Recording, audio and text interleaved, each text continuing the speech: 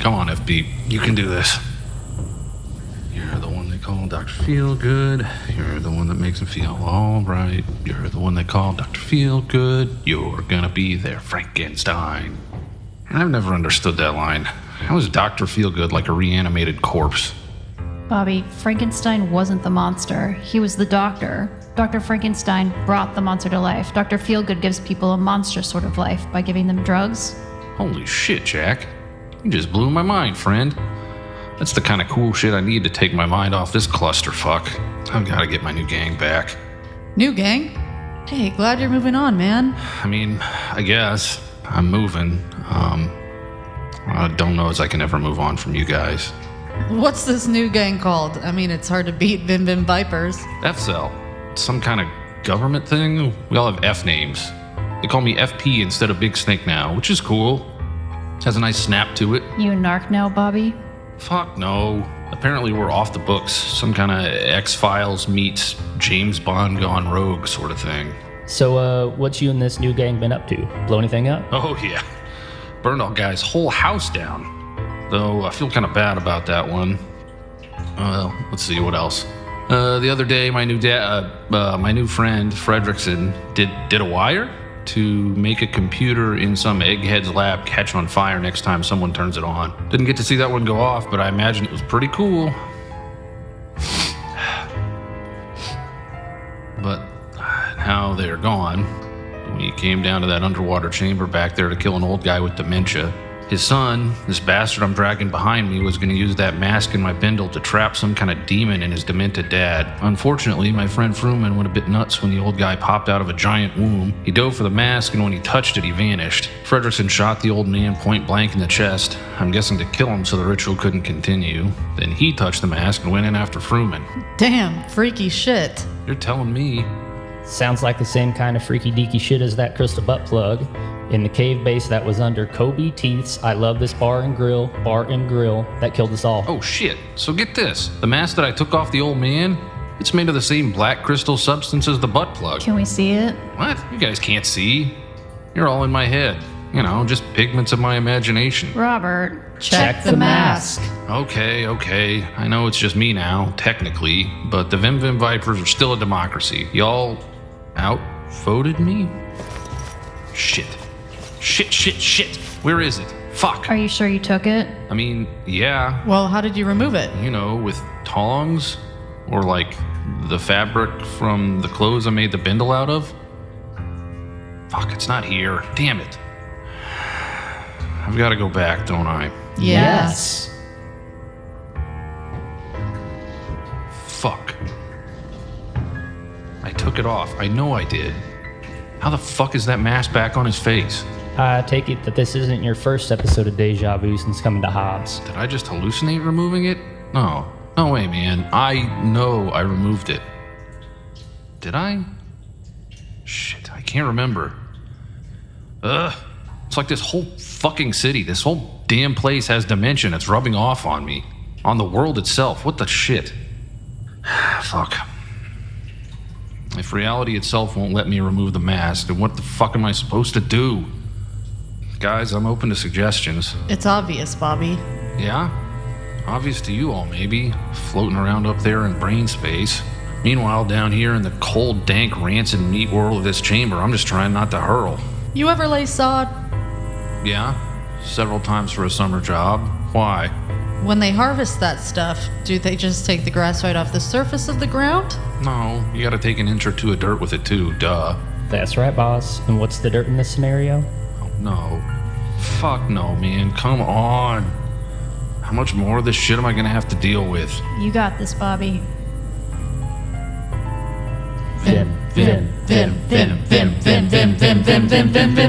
Vipers!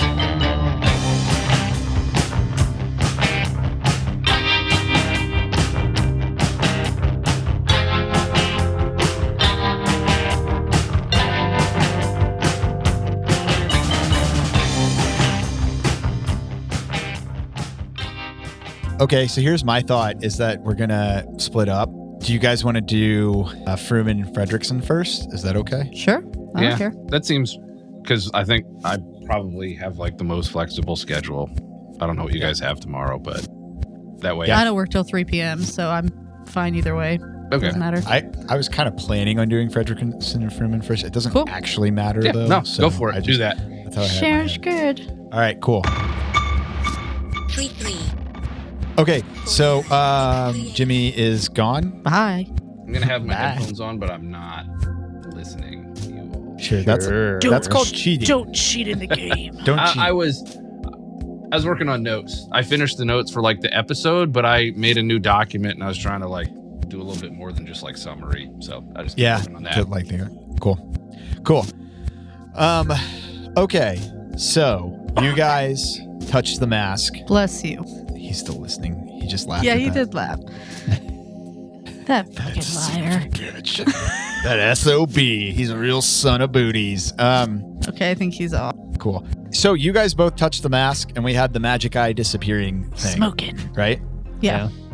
Okay. So here is what happens, and we're gonna do. We're gonna do some stuff. I'm gonna say that in a moment you go from standing in that disgusting underwater bunker that reeked of like flesh and blood, and there's like a dizzying feeling, and again, just like how FP sees like a magic eye crossing and you guys leaving, your guys' vision kind of blurs, and then it kind of opens back up, and what you see is one long hallway.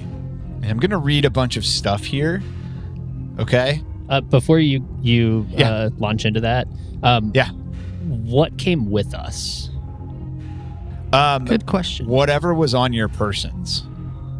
All right, I have a gun.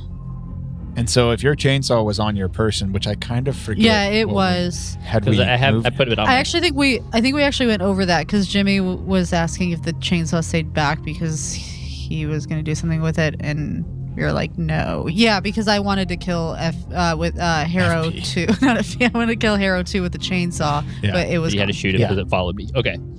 Yeah, that's exactly right. Yeah. And so in that moment, I do love the idea of like magic eye, right? Like magic eye feeling.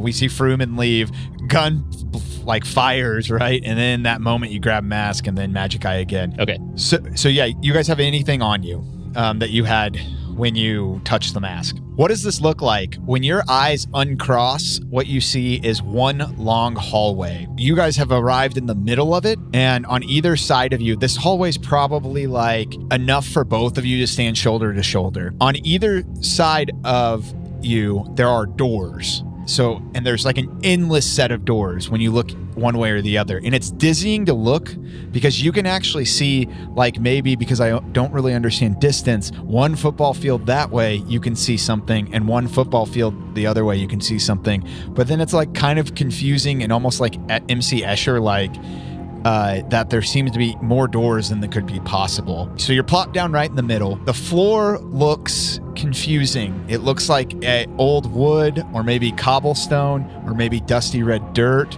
or maybe a rocky pebbly beach, or maybe the gray-green wet stone that you saw before. It's kind of like morphing? hazily back and forth between things. Anytime your eyes like dart away, it's like different. Does that make sense? The walls are the same in that weird, I guess, morphing way. They're plaster, or they're old rotting wood, or they're terribly torn, like 70s wallpaper, or they're a baked adobe thick dirt with like a pungent spice, and then wet cave walls. When you look away and look back and see the wet cave walls, what you see are a bunch of stick figures. Like hieroglyphs? Yeah, like hieroglyphs or petroglyphs, I guess. You know, things hunting. And eventually you can see that gray-green wet stone, and it's unadorned with those petroglyphs. Thinking too hard about the shifting patterns makes your head hurt. It's really not like shifting. It's almost like your brain can't process what it's seeing, so it's cycling through known things. A feeble mammalian attempt of meat jelly to hallucinate something you could understand. No matter the material, though, you get a sense of enormous antiquity, something much older than you thought was even possible. Above you is no roof, but instead a deep black radiating void with tiny, tiny pinpricks of light. The void makes you feel extremely uneasy, as if it's watching you. You can smell stale blood and cinnamon. You can taste ozone, but maybe ozone that's gone sickly sweet. The other thing I will say about the void that's above you is that you guys get together the same thing, a brief flashback to a 70s high school room in which there's a humming projector and it's playing a video projecting onto the screen of a scientist. What they're talking about is open space anxiety testing in mice. So the idea that mice hate going into those open spaces because of predators that watch above them, so they stick to the side of walls. And in that moment that you see that, 70s high school projector playing that scientist talking about it, you realize that you are the mouse. And when you stare up at that open entity, you know that with every fiber of your being, you're feeling run because there's a predator circle. You are able to kind of quell that feeling enough that you guys are not in like a panic state, I would say, but it is an ever-encroaching feeling of being watched from the void. You can also kind of hear people discussing things behind your back. It's almost like a babbling brook that turns into like human murmuring. What I would liken it to is, when a patient's delirious in a room and they're like, who's that? What's that? To people that aren't there, that's like the feeling that you're getting. So outside of, go ahead. Any questions? Oh, are we moving on from? Yeah, I'm going to tell you what's on either side of the hallway. Okay, I'll wait. Cool. When you crane your neck to see down one end, what you see is, hundreds of feet down the hall, you can see a figure. That figure is probably tall, given the length and like the distance that you can see it. It's probably at least 15 feet tall. It's bright white, sickly thin, but has a humanoid shape with two long, gangly arms that hang far past its knees and two long, gangly legs with long fingers and long toes. You can kind of make out that it's got ropey muscle beneath its thin frame. And if you kind of squint, you can see that whatever is underneath its thin frame is twitching and writhing like eels or like worms. Its head is too large and bulbous. It's got an elongated, smooth, gleaming, bone-white, tapered back skull. There's only one. Like Alien? What? Or Predator? Which one is the one with? Like Alien, yeah. That's kind of what I'm imagining. But like thinner, I think. Skull? Yeah. Yeah. The only non-white things are a blackened right hand and then a black mouth that's lined with fleshy, thin black lips. The mouth is circular, and there's rows and rows of teeth. This is large enough that you can see the teeth in this hole. Those teeth are fanned out almost like what a lamprey's mouth looks like. Yeah. It's also got a black mask on, almost like an ink spot, like a Rorschach from The Watchmen. Yeah. Yeah. Does the mask that it's wearing look similar to the mask that we touched? Yes, absolutely. Okay. The rest of the face is smooth. And then the last thing I'll tell you about that Is that moving like the... No, I think it's probably just staying in place to there's like a little bit of wavering, but that's it probably from the undulating stuff that you see all across its body. Okay. And then the very last thing is that there is a long and muscular fiber coming out of the back of its right shoulder that stretches out and up into the void. Just on the right side? Just on the right side, where it's got a black hand as well. And what it reminds you of is like a puppet on a string. Yeah, that's what I'm like picturing. dancing kind of, But, except it's held by the back. That's why I asked if there was only one string. Yeah, the thing is not touching the floor. It's just hovering with dangled legs as it kind of writhes a little bit. Okay. Dancing an obscene jig. Would you say it's doing grotesque gyrations? It is doing grotesque gyrations. That was a Joe Mike description of Parkinson's last night or 2 nights ago. Yeah. Whatever. Yeah, I was like, Dad. We were like, he said it and everyone was about to move on. And I just started laughing. I was like, what are grotesque gyrations? Yeah, I was like, I don't know if that's how I would describe that. And also pill rolling. Yeah. Yeah. Grotesque. Anyway. The last thing I will say, so on the other end is just absolute black darkness. But when you guys turn your attention away, the last thing I'll say, and I have a little bit more, so I guess it's not the last thing. That's a lie. When you turn your attention from the white writhing thing on one end to see the black void, what's standing in front of you is a child. You instantly know who this is. It's Matthew Harrow II. How As a child? What distance? So we look at the white creature, then we turn the other way. Turn the other way, and probably like 15 feet away from you is this child. He's dirty and wearing poorly kept clothes reflective of like the 1930s. And you ready what it says? What's the voice of a child? Hey. Hey. I'm a child. Oh. No, not that. No. No. Hey. Yeah. It says, I'm the child. Yes, that's perfect. For all of the listeners, we have definitely seen children in our lives. Yeah. Despite what... I know what children are. All right, podcast or episode name. I know what children are. Hey, I know what children are. No. You that's love puberty. to do that kind of back of the throat. Oh. I'm the child. Nope. Is that better? Yeah. I am the child. There you go. That's what he says? It's like a creepy child, but... That's what I want. He says, I am the child. The wise man is broken beyond repair. The shadow is out. The hero has bled away. The mother and maiden wail. Anima and animus unbalanced. No Chiron to guide us. Please, one last thing. And then, sorry, this is just me doing a bunch of shit to you guys, and then you'll get to interact. That's when you see doors open and shut very briefly, and you feel like your brain is running a marathon. You can't keep up. You feel like, hey, is that Terrence the med student? Is that? And you're seeing other facets of people. You can feel the waste piling up in your brain as your poor astrocytes are overworked. You're experiencing delirium and dementia. And then there's going to be 3 scenes, and then I'm going to let you do whatever you want. Sorry, I knew this was going to be a lot of talking on my part. That's okay.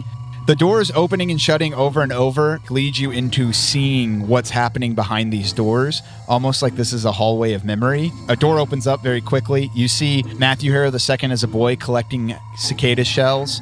He pins one on to his mother, who tells him that that's good luck. And then there's kind of a shifting of perspective, and you see the boy cowering as his caregiver mother is repeatedly struck again and again by whoever rules their ramshackle apartment. You can see her face bruising and bleeding. The boy sobs over the box of his cicada husks. You do not feel protected by your good luck charm. We flash forward to Vietnam. You've never been to Vietnam, but you know for a fact that you were drafted even after being accepted for your PhD. Despite never being in Vietnam, but knowing that you are in Vietnam, you don't feel like these are mutually exclusive thoughts, just different thoughts. You can hear the screaming of men and women and children. There's smell of burnt flesh roasting out in the open. It's tinged with bloody copper. There's something in the trees much larger than you think should exist, let alone be able to be in those trees. The picture of Eggert and Harrow and all those men is recreated in real time for you. Relief washes over you knowing that whatever is in those trees burning people alive,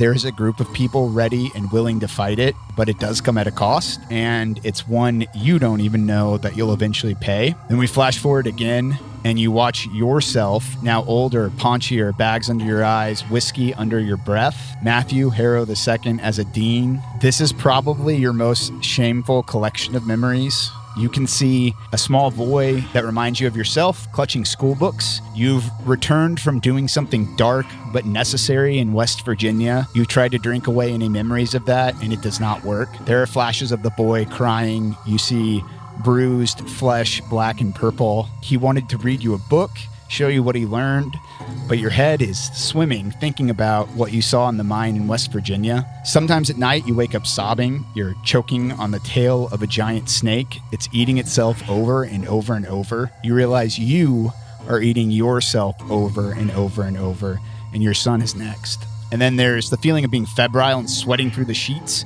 You know you didn't mean to hurt your son, but you did. And you know it'll have consequences that will ring throughout your gnarled family tree. The last part again. You know you harmed your son.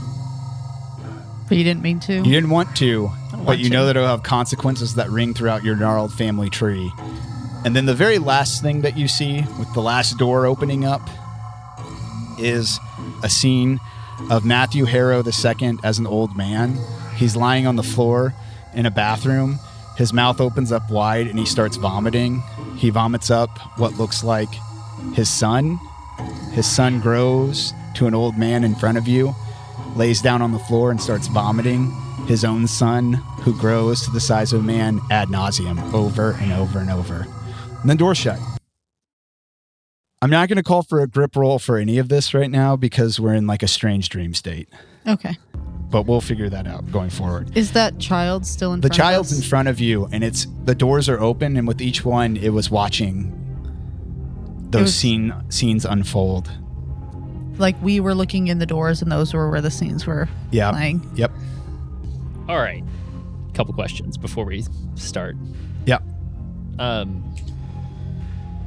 Okay.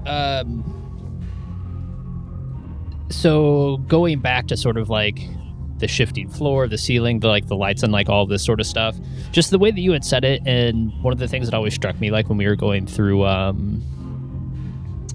psychiatry rotations. Yeah. And like, again, the thing that like creeped me out, like to where I couldn't sleep, was the schizophrenics who like were taking some sort of like real sensory perception, and then their brain was like creating like the best thing. So like when people had schizophrenia in the olden days, they were talking to spirits or gods or whatever. But like modern day, people are just like, oh, it's aliens or the government put this chip in my brain. So like they have this like sensory thing, and we have just come up with like the best option that we have to make sense of it, kind of. Okay. And that is like an apt, excellent description of probably everything that you're experiencing. Do we know that?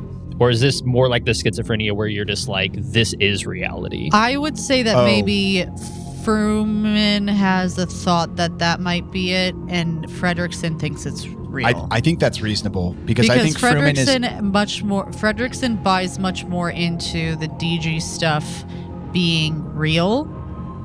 Because also, I don't know if you guys have like listened to or anything of like his origin story, is he also went through another portal in his origin story into another place that was real. So he's like, as far as you know. Right. Bum, bum, bum. To him, it was real. So I think Fredrickson totally believes that he is in some sort of like weird labyrinth thing maybe, or like, but he believes like this is not in his mind. Yep. And what I'll say about all that is that you don't know that your bodies are gone. It's not like you know that you were physically transported here or not. You don't know that that's not the case. And then I would say my thought is that the feeling would be that this is real, but I feel like Fruman probably has some sense that maybe this could be more of chemical reactions playing that he's trying to make sense of. Do you know what I mean? Yeah. But it definitely feels real. So, one, hair looks great. Recently done. Oh, today. Literally, that's why I got home it was like from 2 to 6. It's there. Vibrant. It looks dope. Thank you. Second thing, mouse anxiety. For all of you listeners out there, huge fungal nerd. Is this sort of like the thing, like psilocybin or like all of that sort of stuff where we were like experimenting with that sort of thing? Or is this sort of the toxo thing with the toxoplasmosis from cats, like making the mice lose the anxiety and sort of running in the middle of the box rather than the corners? Yeah, it's the kind of either. Really what it is I think that is meant to hearken to the idea of we're all animals, right? And have that some inherent anxiety. And that to me is the way the brain interprets those feelings that are so intense there, especially in a place that is causing hallucinations in a manner similar to delirium and dementia. All right. Okay.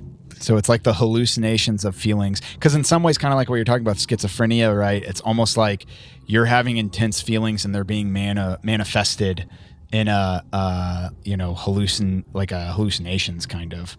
Not that you would necessarily know that, but that's like the feeling that's like what is kind of going on, I guess. You would have some sense of that because you would know that it's like overlaid on top of the reality you're in. You know what I mean? It's not like you're like jumping around in time or something. It's just overlaid on top of the reality that you're currently experiencing, which is the doors. Okay. Man, I don't know where to start. Yeah. So I know, same. So I guess I'm still trying to nail down exactly how Fruman is experiencing this. He would do one of two things. Sure. Either like we probably need to have him roll a grip now, Okay. because he is sort of like acknowledging that like all of this is fucked, and I need to come up with like a scientific explanation for why this is occurring. And sort of that's what he's like starting to think about, like schizophrenia and toxoplasmosis and like all this other stuff to explain it.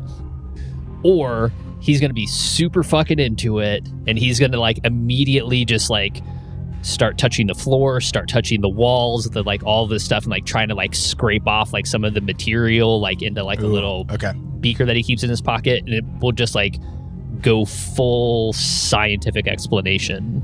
And so that, like I said, I think that can go one of either way, and I'm happy to do either one. That sounds good. Do you want to? Why don't we do grip rolls? Yeah, then? I think it's reasonable to do it now, because I think I have an idea of what Fredrickson would do, but I also think that he would also be somewhat reactionary because he's gone through something somewhat similar. Sure. Does that work for you? Yeah, absolutely works for me. I think though what I am going to say is that even if we hit a fight, flight, or freeze, there's not, or fight, freeze, or fawn, that we're not going to do that until you guys get out of this situation. Yeah, okay.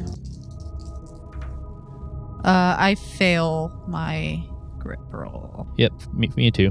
Regular I fail. think this is like, since we're going to do the grip stuff, I'm going to make this like a 1d6. Okay. 5. Okay. 1.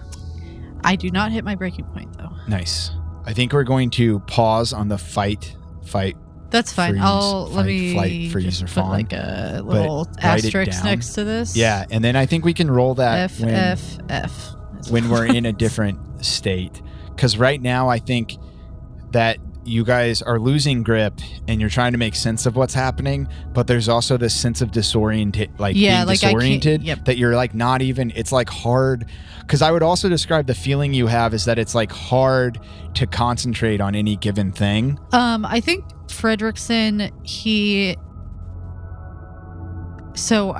we see all of this stuff happen, all of this, like this whole kind of montage almost of like, almost doors like opening, a movie that I'm seeing that's going over. I see this kid. Yeah. Once it all ends, I look to see if I see the kid again. He's there. I look down like at my hands and at my body to make sure that I can see that I'm physically there. Yeah. I would say that you see yourself and Fruman as unchanging. And I'm not changing. I'm wearing the same things I was wearing. The same things you were wearing before. And in fact, in any of those times that I described you guys seeing things from a first person, because things were jumping around from first person to third person, right? You still, looking at yourself, looked like yourself. Almost as if your own person is an anchor that is anchoring itself to your reality compared to what you're inside. Is Child Harrow the second hard to concentrate on and kind of changing, or is he also concrete? I would also say Harrow the second is concrete looking. Okay. So I think that as we've like just taken this in, like I think Fruman just like kind of like reaches out, and I think it's probably been ages since he called you Thaddeus, and so he just reaches out his hand and like touches your arm or shoulder and like gives it a squeeze and is just like, Thaddeus. Thaddeus. And I like react by like gripping your forearm very hard, like kind of do the sort of thing as you do, like as you, not to stop you, but just to also sort of make the connection. Like literally an anchor. Like, yeah. We are both here. I think with touching each other, you actually feel a sense of both connectedness, obviously, in this moment, but also it makes you feel a little more anchored and it's a little easier to think. Oh, okay. I feel better, actually, if we stop touching. And so, like... Yeah, absolutely. You guys stop touching and more of that dissonance comes in where you're trying to concentrate on things and it's just a little bit harder, you know? It's like your attention is taken by everything that's happening around you in a way that you are not able to control, right? It's a little bit of overload. It's a little bit of all that. And then touching each other makes it more tolerable. Okay. With that, so like as we break the connection in not a saving the kid way, but in sort of like a I am experimenting with like my environment. Yep. Fruman grabs onto Fredrickson's hand and then reaches out for Harrow too. Frederickson was saying the exact same thing. So we like actually just make a ring. Like he grabs one hand and he I was grab like the other. this like triangle. So the first thing that happens is when you reach at the kid, he cowers, and then he catches himself and stares back at you and lets you kind of touch him, and you get another sense of like it makes things a little easier to think in the cacophony that's going off in this whole area. When we do that, does anything change with the thing at the end of the hall? No, the thing at the end of the hall, if anything, is you get the sense, because everything is heightened, and I would even say I'm okay with you guys describing out loud to each other your feelings of what's happening, because you do get the sense that you are in some way sharing feelings with each other. And when you touch Harrow the Second, for sure, you get the feeling of fear. Okay. And then... So we were feeling a feeling of anchoredness because we are sort of like this connected pair. Mm-hmm. But then when... Okay, but Harrow isn't part of that. So then when we... It still helps you with the concentration to be connected to him like that, but you also do get that sense of underlying fear and confusion. What you also feel emanating, almost like, I don't know, fucking heat waves coming off of this white thing at the end of the corridor, is what is maybe like mild amusement, if not maybe just mild interest. Like this thing is emanating minimal but present curiosity about what you guys are doing. How tall is this thing? It's probably about 15 feet. Yeah. Okay. Is this Fredrickson or you? It's Fredrickson. Okay. We got to get out of here, right? I think Fruman squeezes your hand with the question, but doesn't actually answer you, and is looking at Harrow too, and he's like, Maddie? Yes.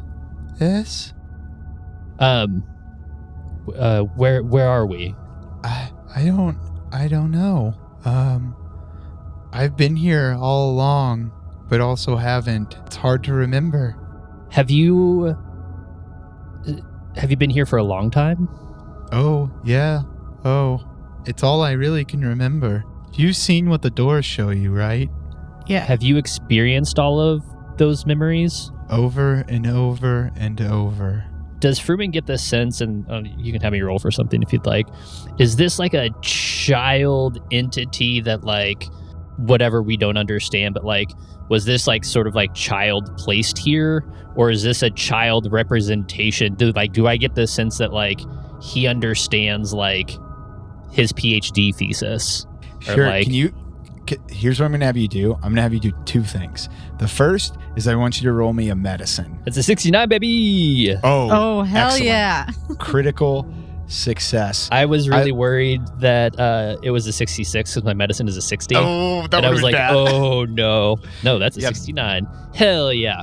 Also, I haven't used these die in like probably 6 months. Oh, they reset. The luck resets, so you're Yeah. okay.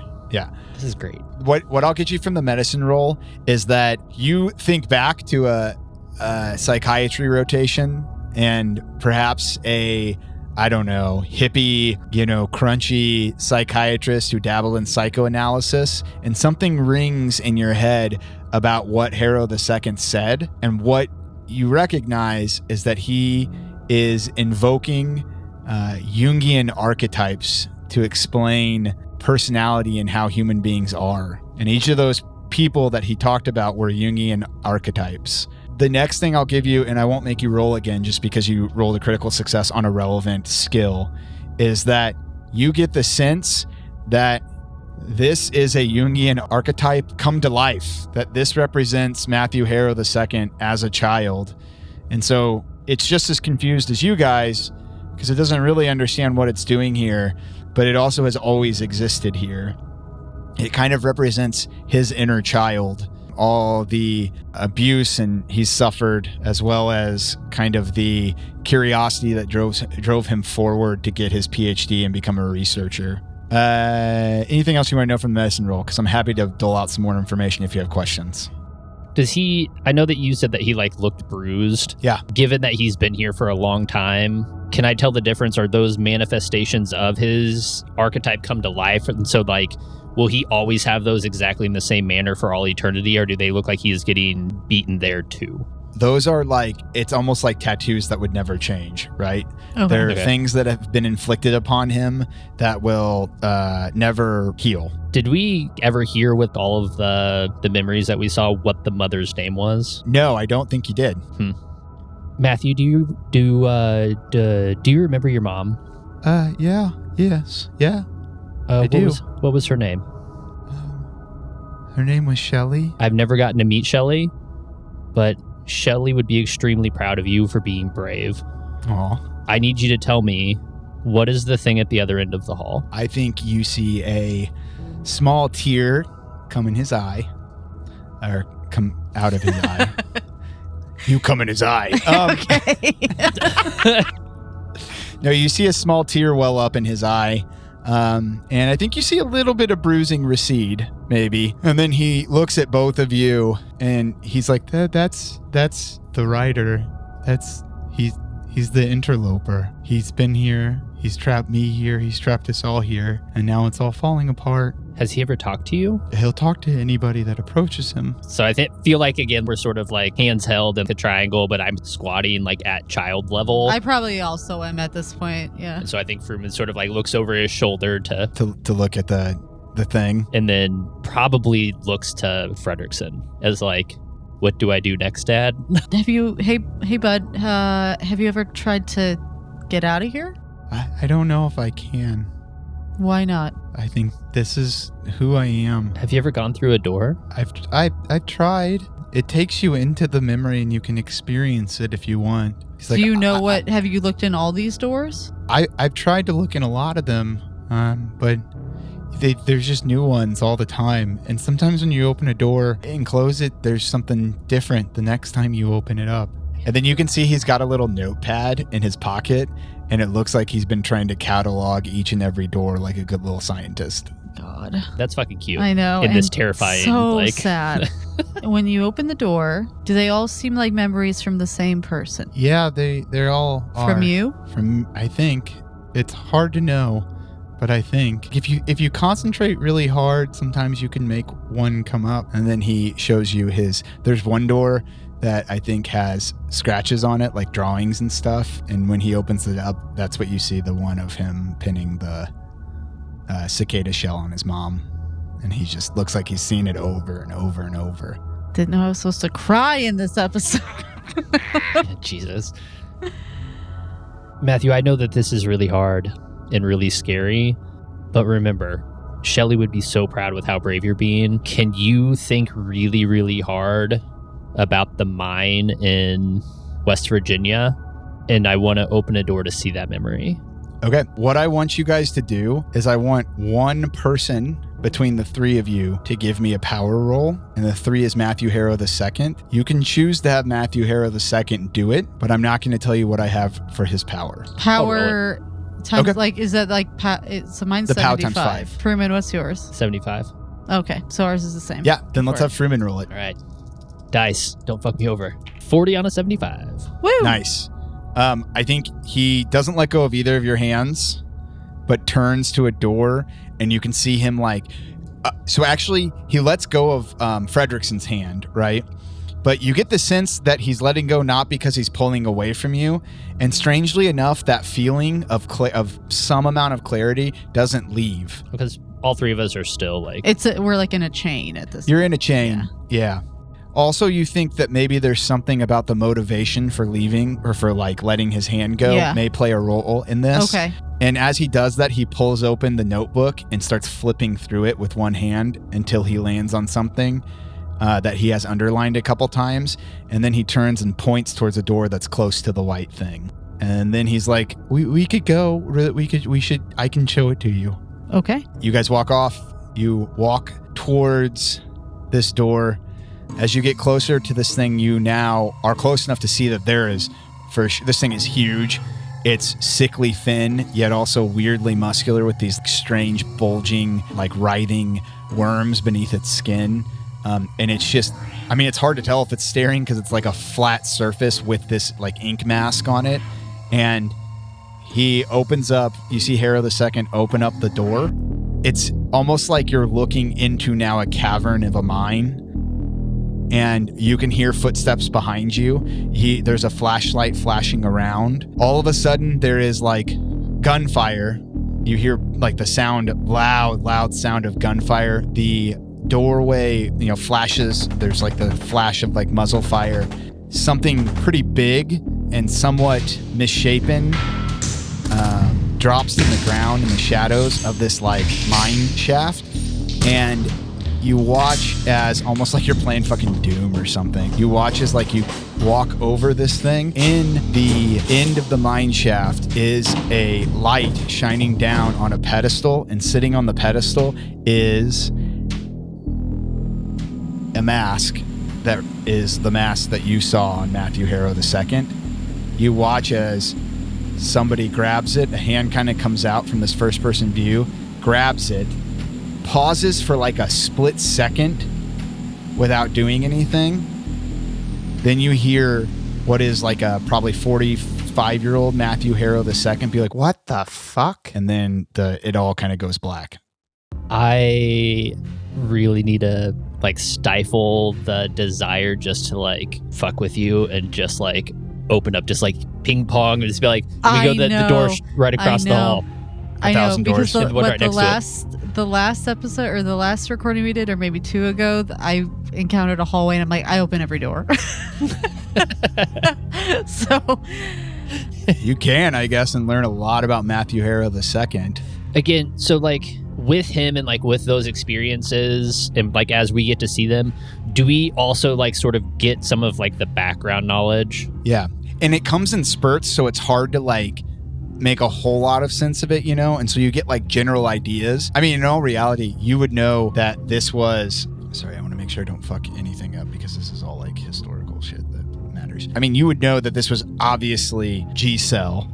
They had been sent to West Virginia because there had been disappearances in a mine. You would know that they went down into the mine. They found something down there. That something reminds you of the amalgamation of boys that was put to sleep by the cicada song in the mine. You would also know that they had followed somebody from New Mexico to West Virginia, but I will say it's unclear who that person was, but like you have the feeling that G-Cell followed that person and that Harrow had some connection to that person. And then you would know that this was like they put this thing down and found the mask out there. Do we see in this memory him reaching for the mask? Yeah, you see him reach out, grab it, and there's like a pause.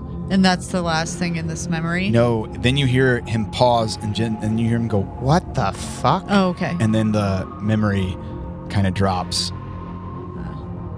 I'm like, why didn't he go anywhere?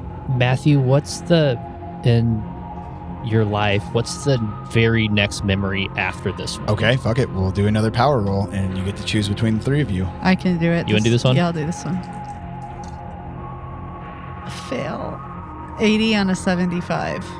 Okay. Should I push it or? Yes. Okay, I'm gonna push the roll. Yes. Or do I push like as like a secondary, like we're gonna like double down on this, and so if we both go down, or like if we fuck it up, we both go down? I know what's gonna happen if you fuck this up. So does it? So All it doesn't matter. No, I failed. 92. Okay.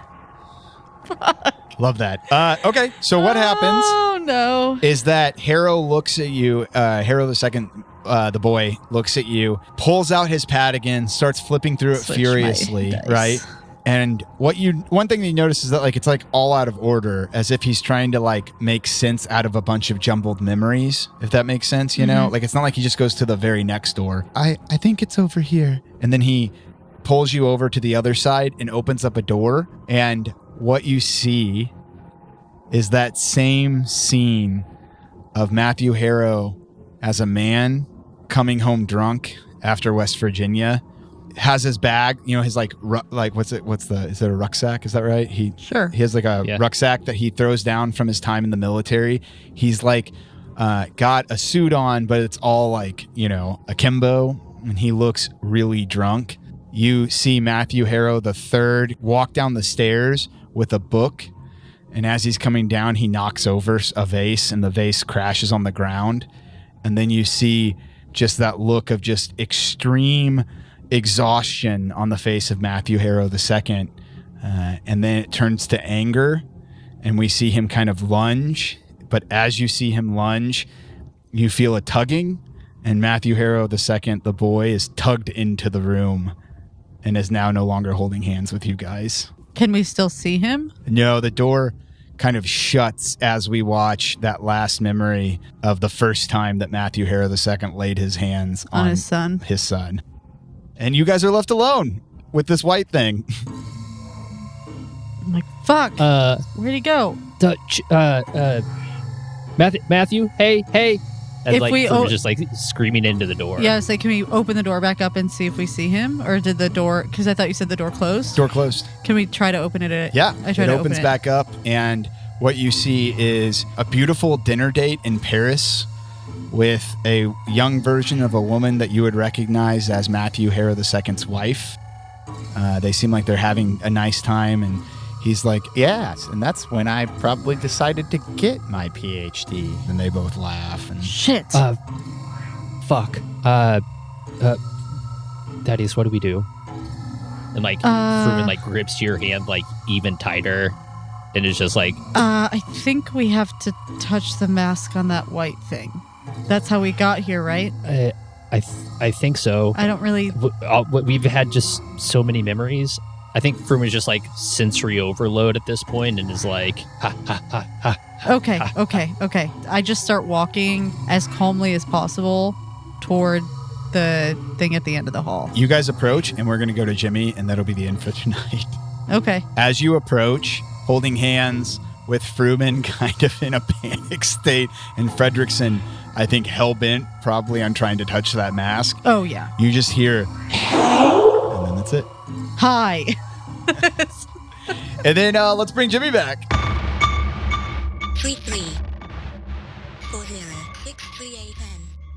3340638810. What was everyone's feelings now playing through that, would we say? Aubrey and Sad. Lizzie? Cool.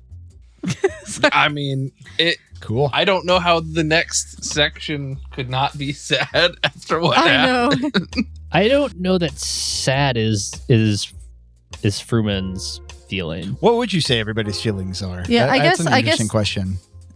Fredrickson's feelings are Should I still hear sort this of- part? I think it's fine. Yeah. Okay. Are I mean, you're probably going to listen to the episode, so like. I mean, I whatever. will, but sort of a sense of longing Okay. for a life that he never had, but because like longing for a life that he never had and thinks that he could have done well, but circumstances didn't Allow it. allow it. I love that. That's peak what I'm going for there. So Yeah, I love that. that is his, because we talked about like if we'd have done like the question thing. Still on the table. Oh, his question is, would I have been a good dad? Yeah. And so this is a very like, Yeah, I love that everybody's questions had like nothing to do with the game, which was excellent. Yeah. Everybody's questions were like things they wanted to know about the character that they themselves could probably answer for me better than I could. So, which I really, really like. That makes me way happier than like, who was the murderer? who done it? Who like did it? one more question. One more question. What was really going on at Burger King? That would be a legitimate question that I would entertain. might be the question. I would entertain that question also. Did they really make us chicken fries? How good were they? I think Fruman is like really struggling with like I know that this is my brain, like Oh, I love that. how it's experiencing And it takes some things, notes, yeah. and he just really, really wants to explain things. Like, Yeah, that makes I sense. need a formula. I need a sample. I need And so he just like wants something to help explain, I think is where he's at. I love that. That's good. That's all helpful. It's so helpful. It's crazy how when we first started playing this, I didn't even think to ask you guys how your characters feel about things. And now when I ask you, it's like the most helpful thing when I start writing stuff. So, okay, cool. I guess we'll do our little thing, Jimmy, because we're gonna end on a cliffhanger. So Sure, that works. okay, So are we dismissed? you are dismissed. You don't have to. 3-3. 4-0. So, cool. Well, I do think that for your scene, then we really open up to. I mean, you're in this chamber, right? Mhm. You know that you're underwater. You have Harrow hogtied and drugged. Yeah. You have now seen two people kind of headache-inducing magic eye their way out of the world, and when they touched this mask, and you were like, "I'm not touching this mask." Yeah. and then And honestly, so when I saw that, I don't know why I thought this, but in my mind, and therefore in FP's mind, for some reason, I thought they like were transported into the mask, and now they're like in there somehow, and it's like, fuck, they're trapped in this thing, and it, sure, I want to be with them, but if I go in, I don't know if I can get out. It's like maybe I need to work from the outside to find a way to get them out. sure, I don't know why I think that, but that was I love that. I think that's that was excellent. the thought. And Absolutely so, excellent. like I say, I'm like, okay, I'm in that very sort of triage scenario of like, I'm just going to talk myself through what I'm doing out loud to myself. I'm like, okay. All right. The music's got to keep playing or the monster will kill me. So then I like check the talk boy, and I think we did last time something about the batteries are new. I don't know how I know that, but Yeah. or else like I did a luck roll. Maybe I don't know. Yeah, I think so. But yeah, the batteries, you feel confident that they're going to be continuing playing. It's like I check that. That's fine. The monster's sleeping. I check Harrow. I dose him again. I'm like, okay. I'm going to leave the talk boy here so the monster doesn't chase me. I can't reseal the door. So like, because we just like slashed it open the chainsaw, right? There's no way I'm putting that thing back together. Yeah. Unless I have like a giant easel with a big paper that I can write TEDx all over and stick on there. That's something that you could try to find. Yeah, no, I don't think that would occur to FP. I think he's like, I just need to get out of here. I guess I would look around. Is there anything I can use to like, where is this mask? Is it still on the face of? So what you're faced with is this giant cylindrical room that we said, right? Mm-hmm. And there is a heaping mass of still writhing flesh thing that is those kids. Yeah. And you can see it's still writhing despite it being kind of sleeping. You have Harrow down on the ground, and then you have this like weird biomechanical apparatus that is all of those wombs sewn together, like the flesh flower. Yeah. That has opened itself up, and in the chair that seems to be connected to all of this is Harrow the Second with his arms and legs cut off. He is bleeding out from a wound that a shot that was fired by Fredrickson right before Fredrickson touched the mask, and you're kind of watching him bleed out in front of you. He doesn't seem to be responding to anything, and what I liken it to is when you're watching somebody die in the ICU, as like dark as this is. You know how like when they're real sick and like there's just like nothing going on. It's not like the person who like throws a PE and it's like, it's like the person who's been like tubed and stuff. And it's just like, this is just like you're watching them heart rate go down, all of that stuff. So Yeah, the ones where it's like you turn the monitor off because you know the family's going to keep watching the electrical activity, and it's that's not what this is even about at this point. Anymore. Yes, exactly.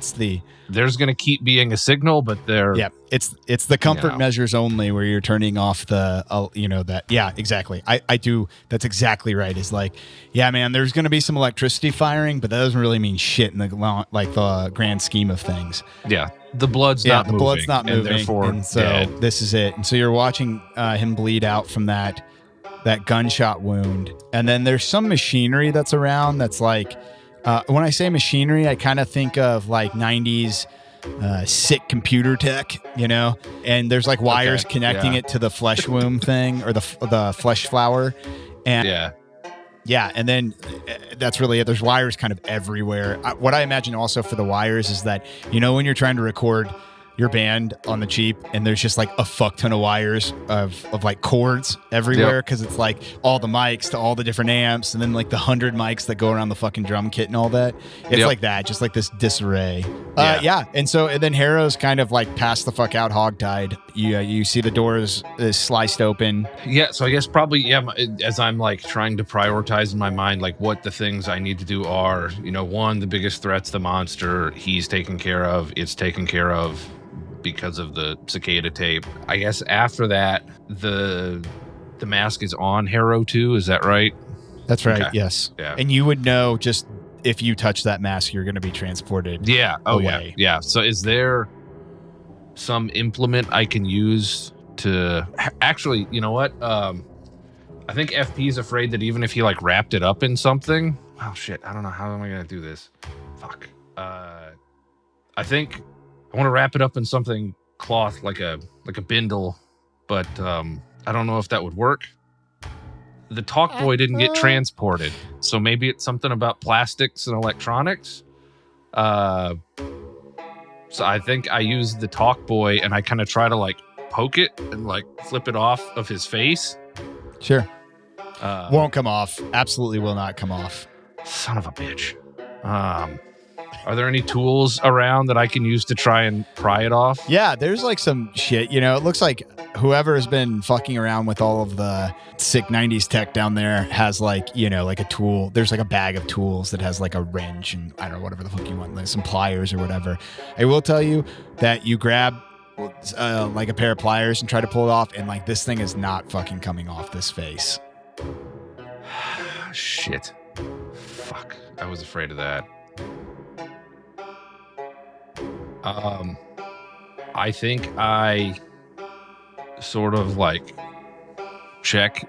put two fingers out and I like check his carotid to see like, is there a heartbeat? There is the faintest of heartbeats as you're watching this, you're seeing coagulopathic or you're seeing blood coagulate, but it's irregular and slow. A deadly combination. I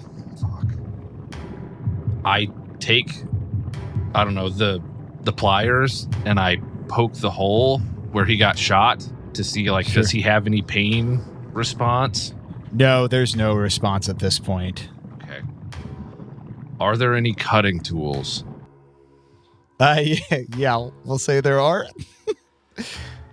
What kind? I don't know. What would be in a toolbox, like a toolbox or a tool bag like that?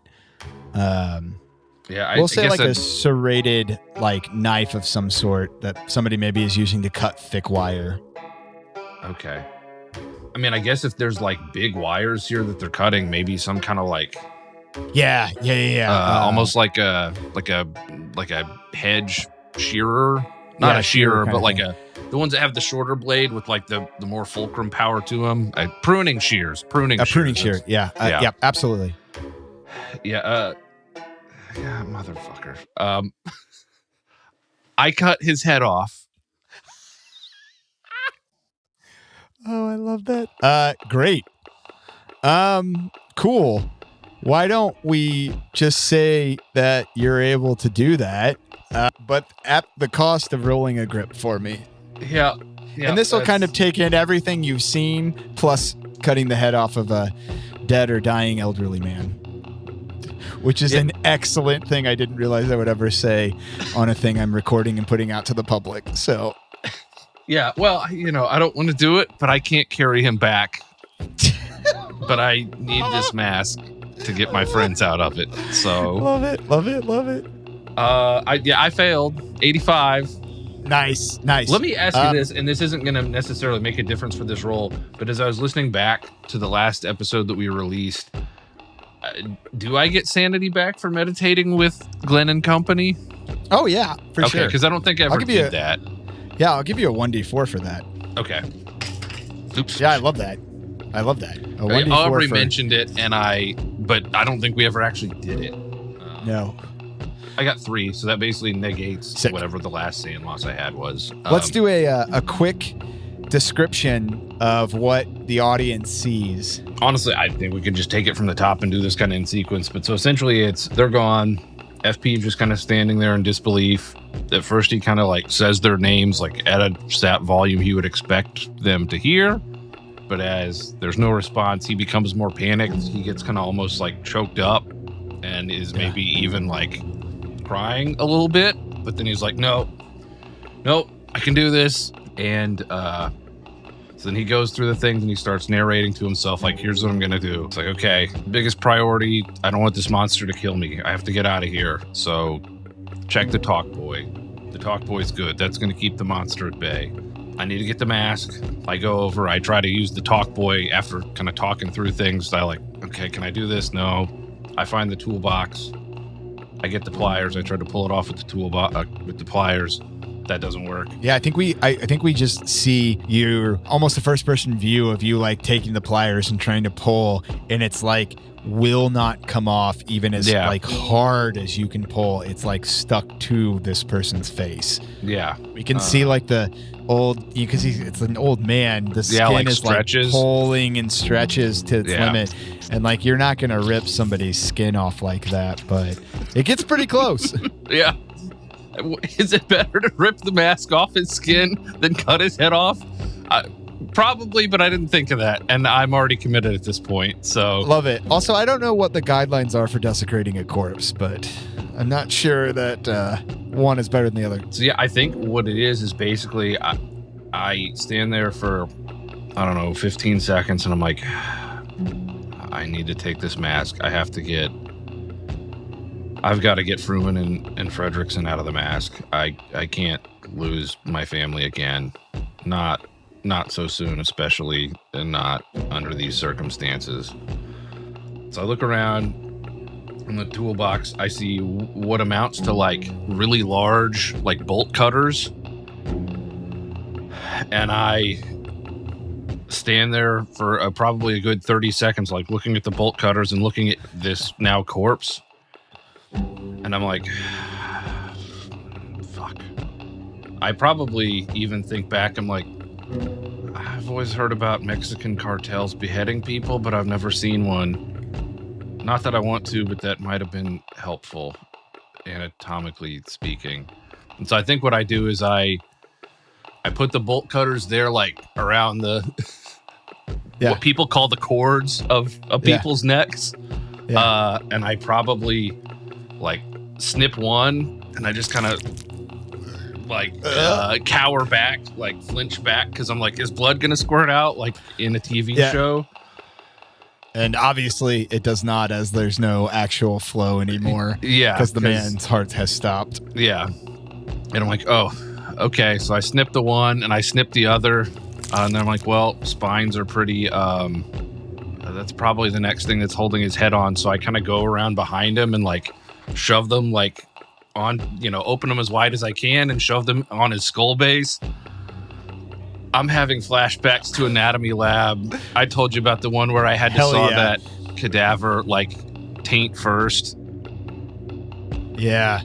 Just bisected or whatever. Yeah. Yep. Oh yeah. Anatomy Lab. What a fun time. But so I imagine that as he like, I squeeze the bolt cutters, and this is a body. It's not metal. So like, it's not actually to add that much resistance because it's designed to cut through way more stuff. But definitely when he hits the bone, he's like, he notices an increase in resistance. And then there's just like a sickening crunch. Just like, yeah. You can feel I imagine you can feel the blades as they navigate between the actual vertebrae and finally find that little sweet spot in between the two. And then there's like, as it just comes And then I off. imagine the rest of it is just like kind of piecemeal. Because these things don't have a big bite. It's not like you can take it in one go. Right. You're having to kind of do chunks so at I a imagine time. he just starts, he's like, okay, I've disconnected all the big stuff. I'm just going to like work my way around now. And he just kind of like, he makes the cut. So it's like, there's the cut. And then he like sort of grabs the edge of the cut and like cuts there. And he just kind of works his way circumferentially and in until it comes off. And then he's like, okay, that was awful. I guess if I ever get caught by Mexican drug cartels, I can tell them I cut a guy's head off with bolt cutters, so don't fuck with me. Love that. And then I look around for something to like put the head in. And I'm like, well, obviously it touched his face and he didn't get transported, so I can touch the head is sort of my logic there. So it's like I pick his head up by the hair and it's got the mask on it. Yep, and he's got like the thinning white hair of like an elderly man. So yeah, you're able to kind of pick it up. And then the only bag is that tool bag that's in there, as I would say that you had picked all. Wasn't there? I items thought out there of. was a bag that had the tapes of the cicadas. Oh yeah, the cicada tapes. You could empty that out too, probably. Yeah. So I guess can I put the head in the bag with the tapes? Because I want to take the tapes with me too. Yeah, there's a good amount of tapes that you guys picked up. Yeah, I think so. We'll say fuck it. Yeah, there's no reason not to. It makes it's not fun narratively for you not to. So sure. Well, and I think in my mind, like FP doesn't know how important this stuff is or what's on all these tapes, and so he's like, look, right. At this point, my friends are gone, and I need whatever resources I have to like find out how to get them back, and maybe there's something on these tapes. So after all of this stuff that probably that sounds reasonable. Takes, I would guess, a good 30 minutes, most of it piecemealing this guy's head off his body. Yeah, that sounds good. I put I was imagining as like a messenger bag probably that the tapes were in. So you picture FP in this big chamber. There's this sleeping behemoth sort of laying on the floor behind him. This creepy sound of cicadas, back set or undertoned by, just sort of this like weird watery underwater, like dripping on stone, echoey sound, and the hum of these machines. Yeah, the hum of the machines, and even like the sounds of waves that are like you can barely make out from the lake above everything. Yeah, like a faint sloshing almost. Yeah. And then and the snoring of Harrow the Third. Yeah. So FP he's got his messenger bag on. He walks over and he's standing over Harrow the Third. And at this point, I imagine it's like I've walked away from the center of the room where I've done this horrific stuff, and I'm kind of standing next to Harrow the Third, and I'm facing towards the door. And I sort of mentally pause and take stock. And I'm like, okay, Talk Boy's playing. I've got the bag of tapes. I've got the mask. I've got Harrow. Let's go.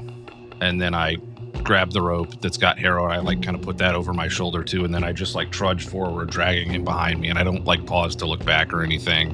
And I just walk up the tunnels back to the octagonal chamber or whatever it was. Yeah. So you're back at the octagonal chamber and there is nothing.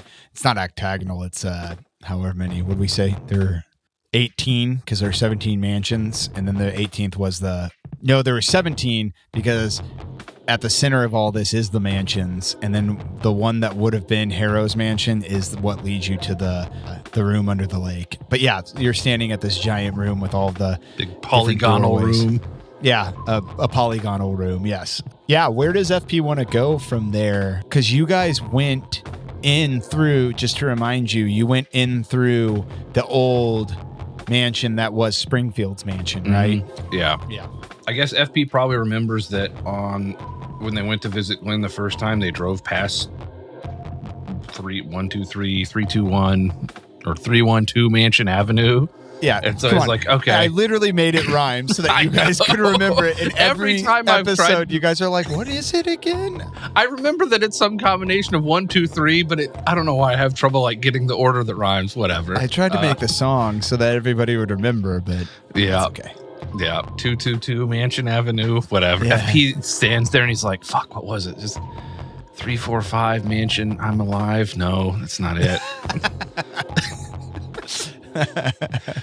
Yeah, so he remembers that essentially it's like those are roughly on the same path. So it's like if I can get back to Springfield's house, then I can get to yeah, right. I can kind of backtrack my way to Glenn's. Yeah, to Glenn's. and so yeah.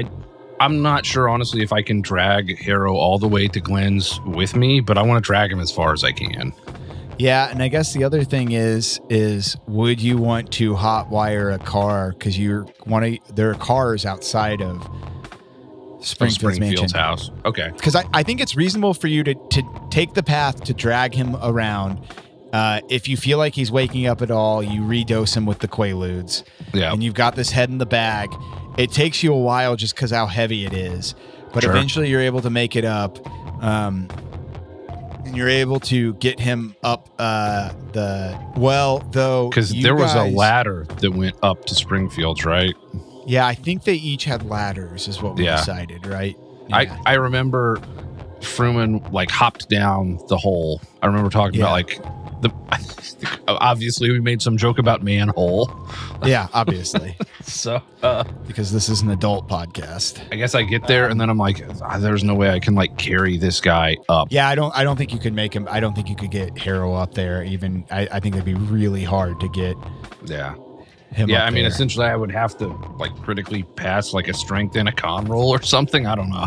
I'm not even going to try, honestly. Okay, because if you wanted to try, you could. Yeah, a critical pass would allow you to set up kind of like a jerry-rig a pulley system to get his body or his passed out body. Yeah, I think honestly, what FP would do if he wanted to try and get him up, but I don't think he's going to do this, would be to like, take whatever extra rope I have, leave Harrow at the bottom, climb up the ladder, and then once I get a car, drive back, and then like tie Harrow to tie a rope to like the back of the car, so that it's like the rope from the car into the manhole down to Harrow, and then I drive the car forward slowly and then try to like pull Harrow the rest of the way up.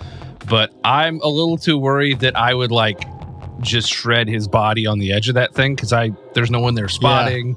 Yeah. I think I'm just gonna like tie him up, check that the knots are secure, and then probably tie him to the ladder. Yeah, that sounds good. I think that's all reasonable to do. I love that idea that you had about using the car, but yeah, that sounds good. Yeah, I mean, it definitely crosses FP's mind, and then he's like, "Wait, the actual execution of this is way too dangerous." Yeah, right. Oh, I love that though. Yeah, just imagine like his corpse getting like caught on the edge, and then like just his torso comes Just out like the top, and I'm rips like, him off in half or something, or his head off, and you're like, oh, killed Harrow. Wah, wah. Second Harrow, I guess third Harrow down in this story. Yeah. So I climb up with my head in a bag, my tapes. It's not that far to Glenn's, right? Like I would probably just walk. No. I've got a head in a that sounds bag. good. I don't want to get caught hot wiring a car while I've got a severed head in a bag. Yeah, that sounds good. I think that's reasonable to walk. We said that they were all kind of located next to each other. Mhm. Even the kind of shitty adjunct professor, because I told you it was a carved up mansion, right? Yep. Yeah, so that's reasonable to me. It's a pretty quiet walk because if you remember, there's still that party. The barbecue is still going on back there. People are still kind of milling about and whatnot. Yeah. So not a lot of people are out. Most people, especially in that neighborhood, wouldn't be out. You get back to Glenn's. We see this camera shot. Actually, it's an overhead camera shot of a circle circuit board, and it's got all these like lines and stuff and like different nodes. And then as we come in, and it's bisected in the middle as if there's two parts to the circuit board. And then as we zoom in, you realize that it's Hobbs, which is that circle surrounded by the pine trees with the pine trees in the middle bisecting it. The circuitry itself is like the streets and stuff. And so we're watching FP kind of navigate, and he takes maybe a wrong turn. Is like, nope, that's wrong. And then like goes to the next. Eventually gets to those stairs that lead up to Glenn's. We hear the on the door. There's some rustling. You can hear some meditation music kind of blaring. And then the door opens up. The waft of incense and weed smoke kind of comes out. And I think Glenn is standing there in his navy and white pinstripe pajamas. He has dress shoes on now with no socks. Oh, FP. Hey, you here to do some drugs or what's up, buddy?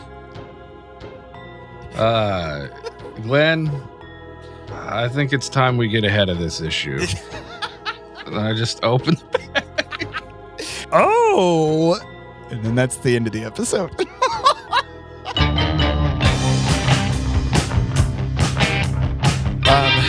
Yeah. Everything's great. Everything's great. Yeah. Everything's great. Nothing bad is happening. No. So, no. Everything's great. Yeah, when I got my hair redyed today, and my hairstylist is like a normal, smart person, and also a lesbian, and who's married to a woman. And she was like, "Hey, how are you doing?" And I was like, "Oh, you know." And she's like, "Yeah, everything's really fucked up." I was like, "Yeah." And we were just like talking and laughing, and she's like, "You gotta laugh, otherwise you'll just cry." And I was like, "Yeah, pretty much."